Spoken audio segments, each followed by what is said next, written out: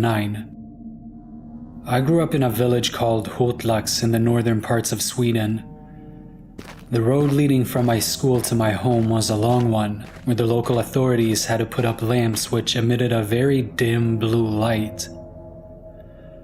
I always felt like a nervous wreck when I had to walk to and from my school, both because, even with the lamps, the road was very dark, and also because I was bullied, so the bullies could have waited in the woods right next to the road. It was one event that I remembered vividly during the winter of 1999. I'd slept poorly the night before and the math lesson had been killing me, so I barely felt awake when I was beginning to walk home. The lamps were off, which isn't really so weird, as the sensors for the lamps were pretty low, so any kid could have taken a flashlight, put it towards the sensors, and after a few seconds, the lamps would shut down for a few minutes. Since I was so tired, I'd closed my eyes when I started walking. But after walking about 20 meters on this road, I opened my eyes and noticed that the lamps were off, and I stopped. I was getting nervous. I was reasoning with myself and decided to push on.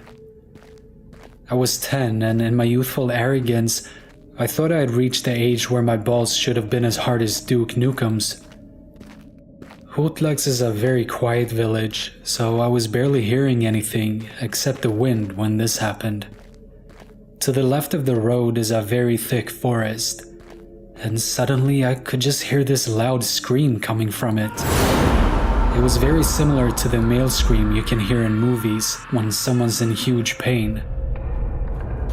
With the speed of Usain Bolt, I ran as fast as I could towards my home without looking back. Now we're jumping to late autumn 2011. My parents were on a trip to the Canary Islands and asked me to move into their house just for the week so I could take care of the dog. The thought of spending a whole week in my old room, listening to my old Mayhem CDs and eating pizza were just too good to be true. I always walked with my dog outside during midnight, because then I didn't have to take him outside again until the late morning hours. This time was no different, except I decided to walk a bit longer. I decided to walk along Oxelvägen and then follow Innemarksvägen towards Norra Hotlagsvägen. There are no lamps on the most parts of Innemarksvägen, so after leaving Oxelvägen, I stopped. I lit a cigar and told my dog to stay close to me. While walking along the road, I was just enjoying the fresh air and listening to the sound of leaves rustling in the trees. There's a pretty big area next to the road where they have chopped down a lot of trees. When I came to that area, my dog stopped and started barking towards the area I described. When I looked towards the area, I could see the silhouette of a person. The only visible parts were the hands. I said "what the hell" with a pretty loud voice. The person turned around towards me. If I didn't know any better, I could have sworn that only the head and hands turned, as I didn't see any movements at all on the rest of the body. A white mask. The guy was wearing a white mask with a slit for each of his eyes. My dog started whimpering. The guy raised his right hand, with all of his fingers pointing towards me, and he screamed.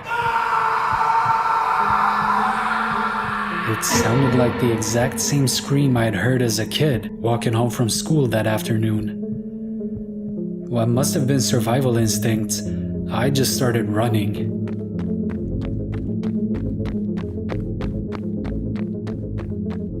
When I had ran for 20 meters or so, I stopped to see if my dog was still with me, which he was, and then looked towards the spot the guy had stood. He wasn't there. He had moved to the spot where I stood, now with his hands down, but the mask still towards me. I started running again until I got to Norra Hotlagsvägen.